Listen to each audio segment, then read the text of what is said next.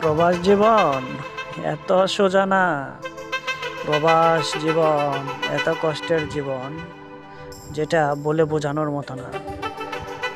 যারা দেশে আছে তারা হয়তো ভাবে প্রবাস জীবনটা অনেক সুখের, কিন্তু যারা প্রবাসে থাকে একমাত্র তারাই বুঝতে পারে প্রবাসের জীবনটা কতটা কষ্টের।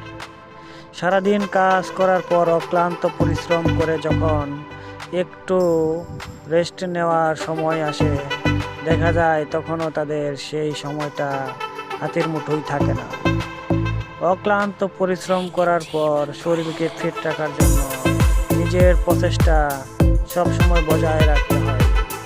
এর জন্য আমিও স্বল্প প্রচেষ্টা করছি যাতে নিজের শরীরটা ঠিক থাকে। আপনাদের সকলের দোয়া আশীর্বাদ কামনা করছি, সকলের সুস্বাস্থ্য কামনা করছি। আমার চ্যানেলটা সবাই সাবস্ক্রাইব করে দিবেন।